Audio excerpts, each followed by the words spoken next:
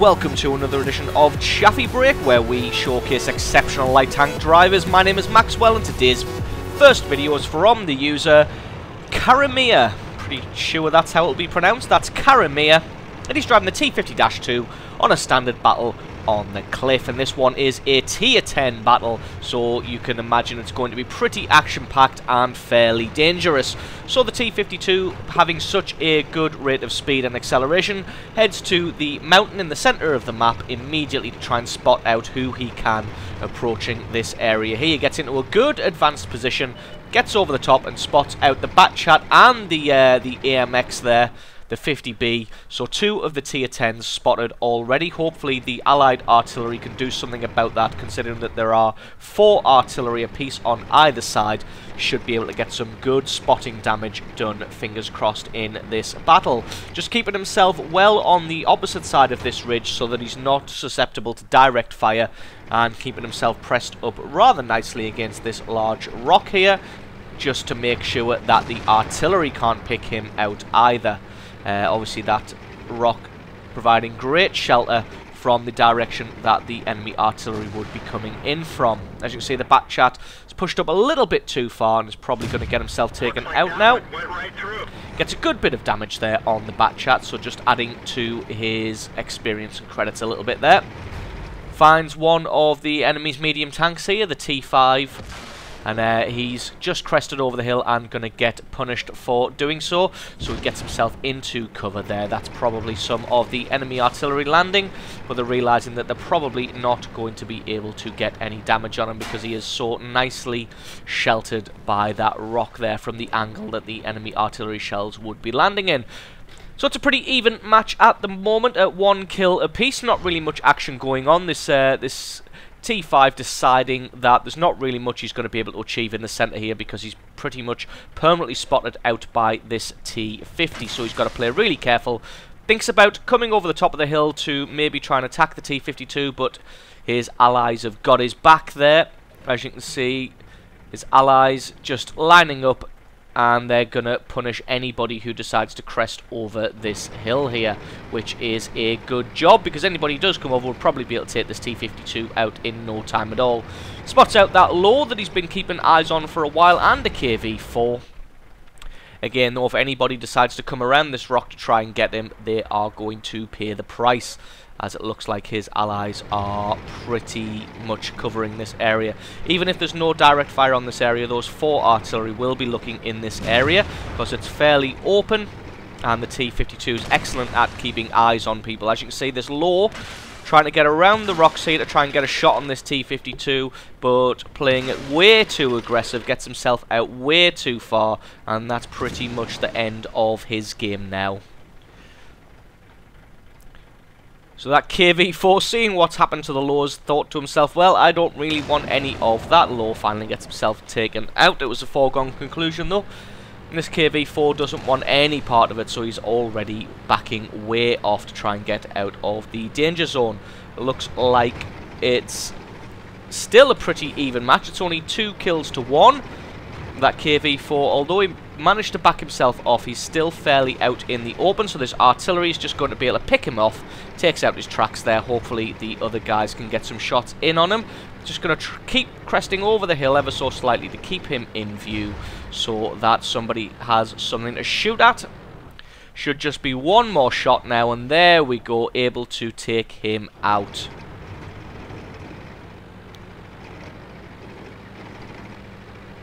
So he's pretty much done all the spotting he can do now. That's everybody who's coming through the centre of the map. So having a clear run, he's going to head up to the top of the mountain here and get to the lighthouse and see who he can spot from this angle. Going to see if there's anybody coming around the north end of this mountain. And from this area here, you can get a good view of the enemy's base. Spots out the AMX 50B here, who's dueling with some of the guys in front, although he's faded back into the fog of war. There he is, and the French tank's not known for having fantastic armour, especially on the sides and the rear. So he's just thinking to himself, let's have a couple of shots at this guy and see if we can get some damage on him. And indeed he can get two good hits on him, but as you can see, the T-52's cannon doesn't do particularly fantastic damage. And he hasn't really got much of a chance of penetrating many tanks on this battlefield. But luckily he's able to get shots in the side and the rear of this 50B. One more shot, possibly enough. No, not quite. And somebody else takes him out, but he does manage to get some good damage onto a tier 10 tank there. So that's going to be worth even more credits and experience, considering that there is a 5-tier gap between these two tanks. So going to head over to the other side of the mountain. It looks like they have a clear run, and his allies, the two heavy tanks who were pushing around this area, can now see, thanks to his spotting, that they have a clear run to just head around the north of this mountain without too much worry or trouble. Spots out that T5 from earlier, going to have a shot on his rear. Unfortunately he's not, oh, that was pretty lucky. I was going to say he's not going to have the speed to be able to get away, but his first shot misses. The second one does remove 2/3 of his life, so it's a good job that first one missed. And the artillery comes in, but again, just about missing. It's not really a good idea to try and shoot at a T-52 that's on the move with artillery, as it's very unlikely that you're going to be able to get a hit on him there. So this E-75's moved into the centre to try and plug up the hole that was created earlier by the Law and the KV-4. Unfortunately, he's been spotted out again by the T-52 here, and the artillery should just be able to pound him into submission, especially considering he had 28 hit points left there.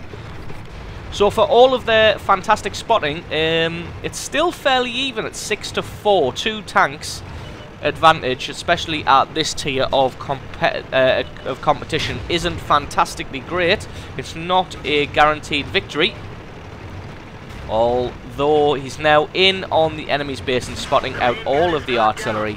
As you see, he spots out two of them at the top of that cliff there, not really wanting to take the shots himself because it's not particularly necessary. He can just keep eyes on them, keep them spotted, and let his own artillery do the work, get the kills, and he'll get a share of that credit and experience. So just going to head around in the enemy's base, spots out an AFK T-21 there, and one of the other artillery pieces who has now been removed from the game, and the enemy only has 3 tank destroyers and 1 piece of artillery left on the battlefield. T-95 having a shot there, but just about missing. And now he's going to have to decide what to do, because he's got a heavy tank bearing down on him to his what is now exposed rear armor. Just going to try and keep some of these guys in sight. You can see the rear armor of this Jagdtiger, so just going to have a couple of shots on him to try and get himself a bit more experience and a little bit more credits. But even the side armor of a Jagdtiger proving too formidable for this T-50-2's gun. But there we go, you can see the artillery coming in and picking up that kill. The T-95's been tracked, so he's pretty much a sitting duck now, and he's just going to get some damage to the side of this Jagdpanzer E-100. And that E-100 deciding to try and push on that M103 and that T-30, because it's pretty much game over for him. He's got one more shot left, and he's going to try and take somebody out with him, as that cannon still does do over 1,000 damage. So if he gets a good hit, he could probably take out that M103, which is probably what he's going to try and do. Unfortunately, he's only one shot away from death himself. So now it's just the task of trying to find this last remaining artillery piece, the M4043, and there he is, manages to spot him out. Going to play this one safe, not going to rush in like a fool, and just let his allies mop that up for another spotting kill. So absolutely brilliant piece of scouting there from Karamir, showing the strengths of the T-52 to be able to get into an advanced position very early on in the battle. So thank you to you for sending that replay, and thank you to you guys for watching, and I'll see you in the next clip.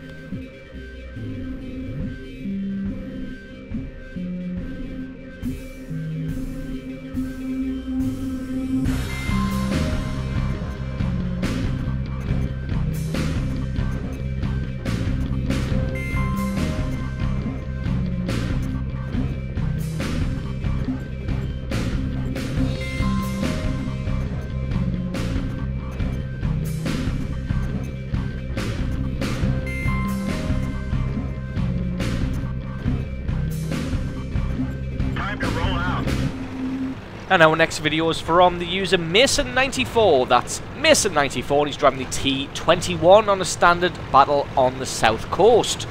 We don't see the south coast very often. Not sure if that's because it only has the one game mode available on it, or if it's just not heavily used in the rotation, or perhaps people just don't have that fantastic game on south coast as it is. Whatever the reasons for that is, we have a map. We have the south coast for you today, and Mason just going to be heading straight down the centre of the map. Going to be relying on his tank's speed and agility to be able to get him into a good covered advanced position before the enemy is able to set up. Not sure the T21's quite quick enough to be able to achieve that, and as we see there, he gets spotted out by an ARL 44 and a Jagdpanzer, but manages to get himself into cover in time, and that ARL, having that shot, revealed himself, and he took a hefty amount of damage on the retreat there. I don't think he was able to get himself into cover quick enough. Apparently Mason was convinced that that wall was permanent and not destructible. Not too sure myself, as I don't really use it. I don't really head down the centre of the map very often on this one. So deciding that the centre is probably a little bit too hot at the moment, so going to switch over to the right hand flank. So as you can see, there is a good procession of heavy tanks heading down there. Just going to see if he can get some spotting done for his allies, and maybe even get some cheeky shots and some cheeky damage in himself.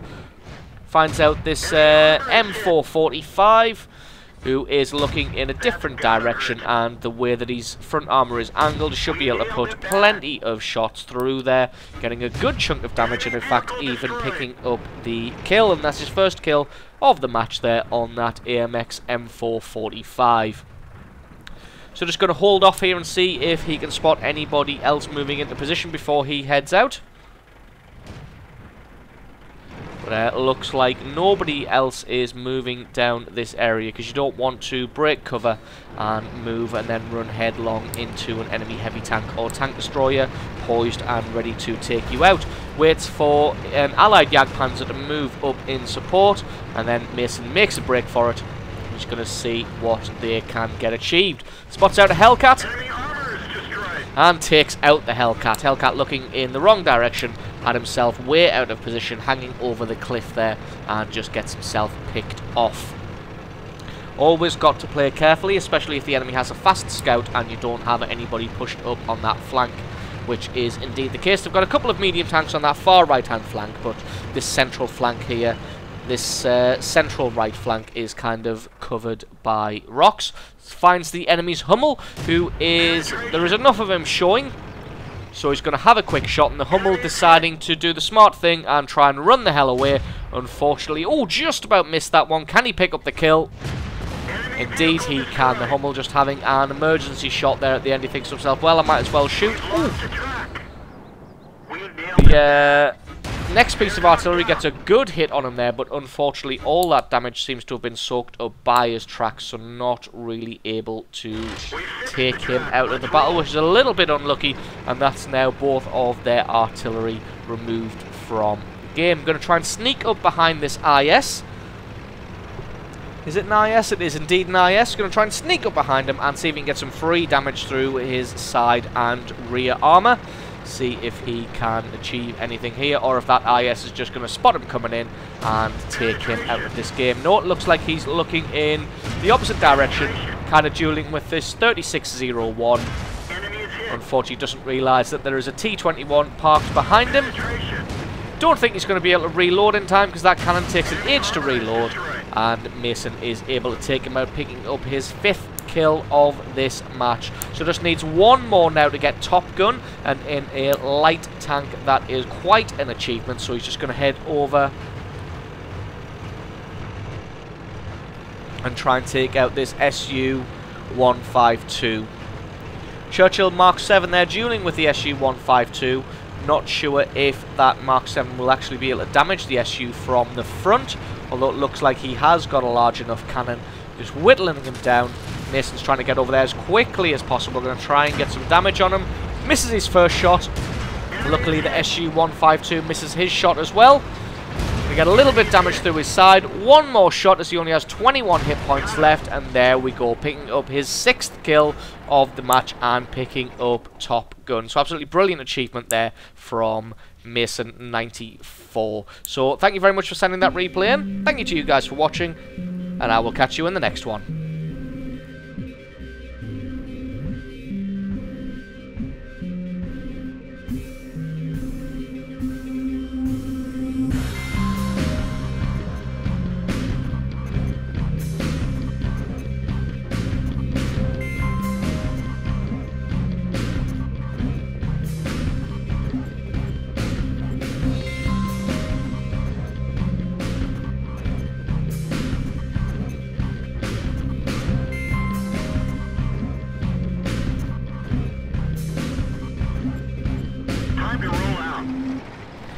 And our next replay is from the user XX Lil Devil XX, or probably just Lil Devil. He's driving the Type 62 on a standard battle on Malinovka, and the Type 62 is obviously the Tier 7 premium light tank for the Chinese. It's not on sale anymore. Apparently it handles very much like the Chaffee with its maneuverability, agility and its cannon. I would have liked to have picked one of these up myself, but I wasn't able to grab one in time. So back to this battle. He's immediately going to be heading down the centre of the map, and it's the the right-hand flank of this central open kill ground. And he's going to be spotting the heavy and medium tanks that are making their way up the hill. So a fantastic bit of spotting done here. Just going to be keeping his eyes on that KV-5, not firing himself, obviously, because he doesn't want to give away his position. But as you can see, they've already managed to pretty much eliminate 2 tanks, taking out that Jag Tiger 8.8 centimeter and that Super Pershing, all thanks to the spotting of Lil Devil here. So that's a good amount of credits and experience that he's already made himself without even pulling the trigger. So with that being done, he's just going to move up slightly further up the map and staying behind behind the bushes here. Spots out another Super Pershing. Enemy seems to have an abundance of these things. So we're going to see if the artillery can take them out. Spots another tree falling. He's got some good eyes on the enemy here. Unfortunately, it looks like some of them are getting pretty close. So he's got to be careful that he doesn't get spotted himself, especially with his T5 heading down into the marsh area here. Although they've now taken out a T21 as well, so that's even the score up ever so slightly. And he's just playing it as carefully as he can because this T5 is about to come around and spot him. He's almost certainly spotted him out now, so he's really got to rely on his allies to be able to take this guy out. As you see, one shot takes out half of his hit points and damages that viewfinder there. So the artillery landing, unfortunately the prediction was a little bit off there. The T5 has been eliminated, so he's going to be a little bit safer in heading back up into position, although the enemy does know he's there, so they're almost certainly going to have somebody keeping eyes on this area to make sure that he doesn't get back into position and spot them out again. The hill looks like it's not really being heavily contested, although the Allies have some good defensive formations there with their heavy tanks and tank destroyers guarding that area. So Lil Devil just going to head across to this far left-hand flank, the left-hand flank of this open killing zone, and see if he can get some eyes on some of the enemy there. As you may have seen in a Chaffee break in the past, if you can make it all the way down this left-hand flank, then there are some good nooks and crannies that you can hide in and keep eyes on the enemies while your allies shoot them.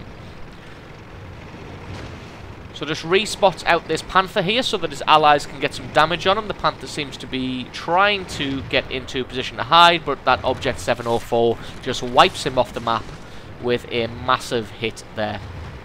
So don't really think there's anybody else in this area, so he's going to make a move down this far left-hand flank. Going to try and get into some of those nooks and crannies that I talked about earlier and see exactly what he can achieve.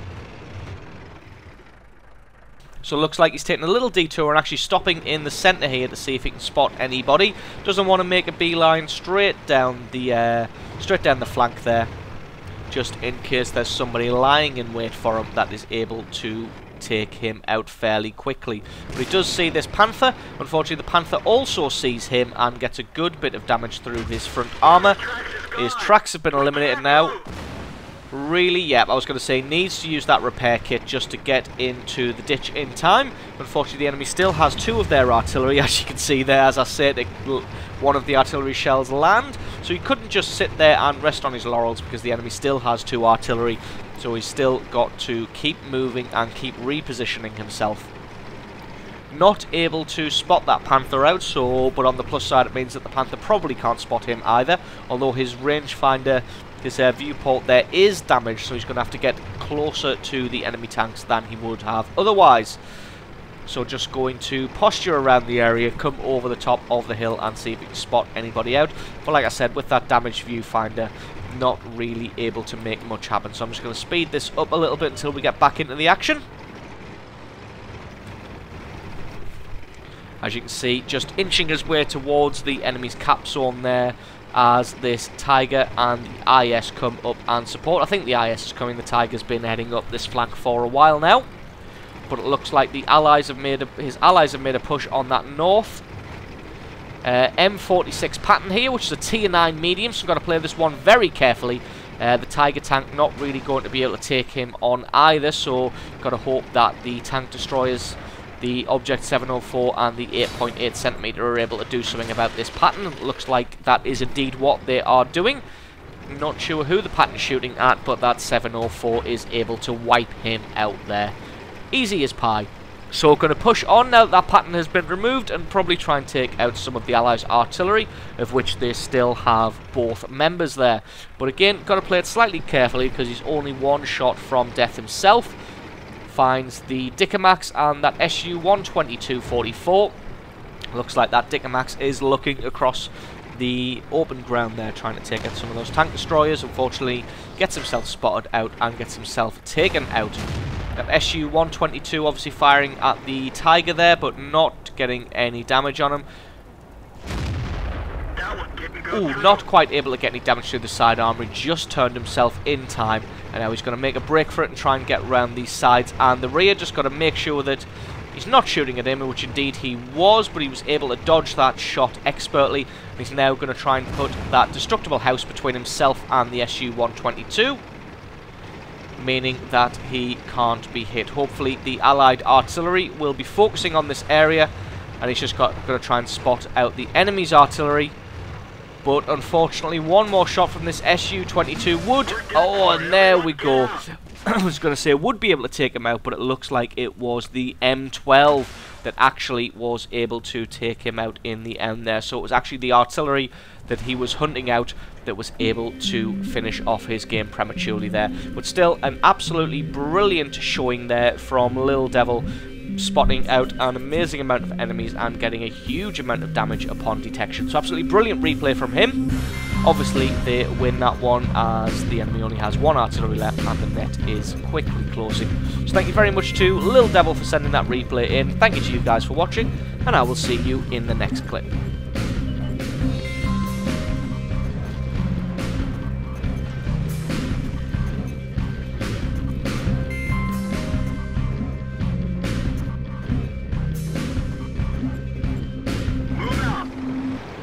And our next replay is from the user RimVizCool.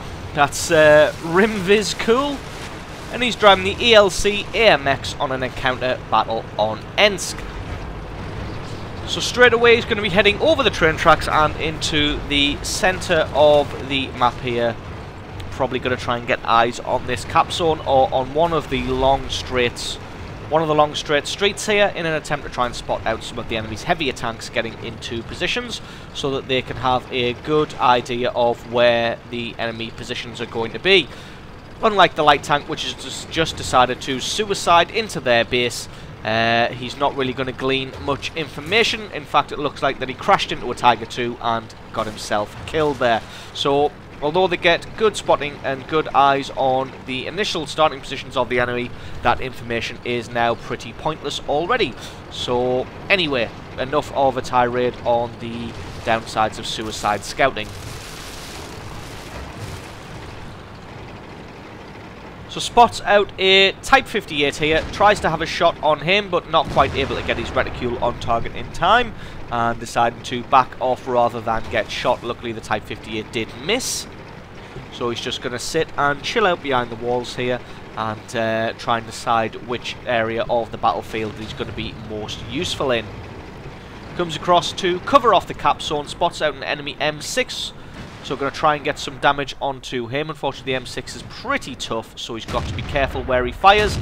Lets his reticule close all the way, takes his shot, and is able to get a good bit of damage on that M6 there.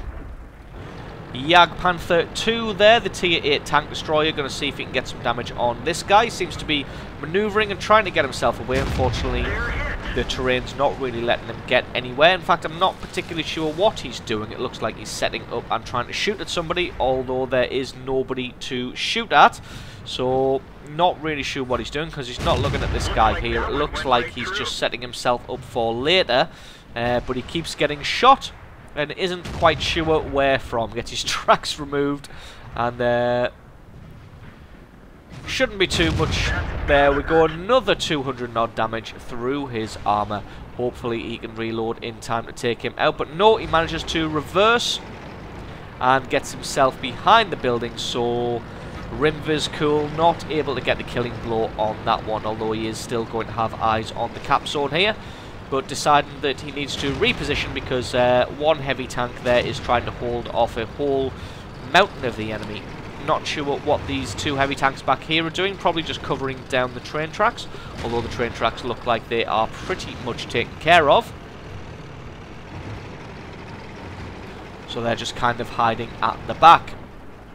Spots out an enemy IS making a run for it, not able to get his gun on target. Obviously this thing doesn't have a full 360 degree turret, only has that, I think it's 180 degrees, might even be less than 180 degrees in the centre, might only be 90 or even as low as 45. Don't quote me on it because I'm not sure. Good hit on a full speed IS there at nearly 400 metres as he moves across the field there. It looks like they've been eliminated on that left hand flank in the town there, so we're going to have to play this one a little bit careful. It's in their favour at the moment at 8 kills to 6, but it may not stay that way as the enemy does have the cap zone all sewn up now, and a few of them ready to start that capture. And although the allies are kind of encircling them from the north and the south, so if they can attack both at the same time and try and pin them in. It looks like that's not going to happen though, because 2 of the enemy heavy tanks have decided to push on to the north. In fact, 3 of them have decided to push on to the north and encircle that ally there. So it looks like this one may not go very well for them as of now.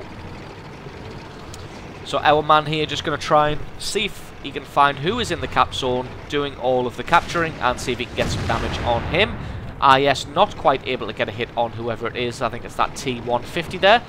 Obviously not going to be able to get any damage on any of those tanks sat behind the IS, but it looks like somebody's able to get some damage. Going to try and hit that T-150 as he makes a break for it. Unfortunately, his reticule not closing particularly quickly, although he is able to get a good bit of damage. And there is the allied Tiger 2, who is still on full health, which is a blessing, as the Tiger 2 should easily be able to mop up everybody who is left, as he pretty much outclasses every other tank on the battlefield right about now. Going to see if we can get a little bit of damage on this Hummel and take him out. Unfortunately, everybody's moving around way too much. Looks like the enemy has a Tiger 2, but he is on very low hit points now. In fact, he's pretty close to death. Looks like the enemy has stayed a little bit too long in this cap zone and is getting punished for it. Finds a Tiger P here who's fighting with the Tiger 2. It looks like that the enemy is concentrating their fire very, very well. It looks like the Tiger 2 isn't able to actually finish off that KV-3, who seems like he's been on 40 hit points for the last 5 minutes. Tiger 2 only on 6 hit points there. The IS not able to finish him off, but the ELC AMX here should be able to, there we go, gets the last bit of damage through his side of his turret there, picking up his first kill of this match. But it looks like the KV-3 and that Tiger P have been able to double team that Tiger 2 from 100% health down to nothing, as that Tiger 2 was focusing on the KV-3 even though he wasn't able to hurt him. But still, it's 13 kills to 12, 3 versus 2, and that KV-3's got no hit points against an almost half hit point KV-3 there, so they should be able to wrap this one up fairly quickly. Rimvizcool just going to see if he can pick himself up some more kills. Picks himself up a second one there, and that Tiger P is now pretty much done for, although he is able to pick up the IS before he gets dispatched. So this KV3 should easily be able to, or not, should easily be able to take out this Tiger P. Not quite able to though, so the ELC just going to come in and try and help out. Unfortunately, with the non-360 turret here, it's actually quite difficult to get his gun on target. It's a good bit of damage through the rear armour. In fact, if that KV3 can just keep distracting him like he is, then he should be able to finish him off, as he's the only one doing damage to him. Should be able to get a good hit through this side armour.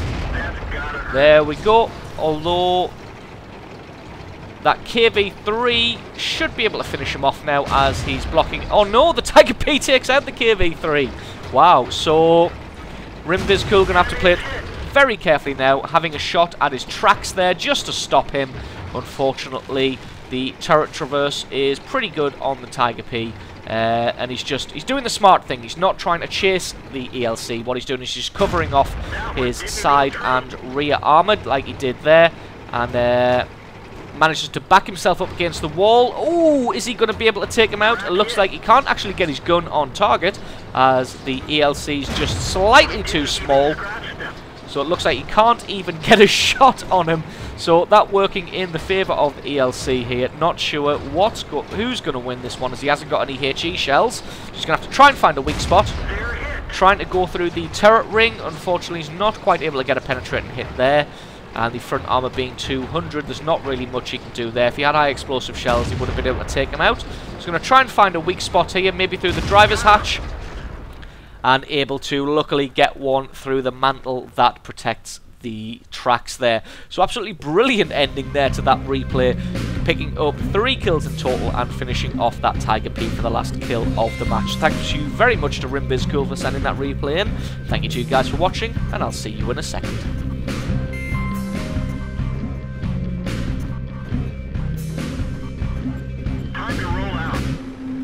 And our last replay of the show is from the user EC506 Everest. That's EC506 Everest, and he's driving the Panzer 1C on a standard battle on Himmelsdorf.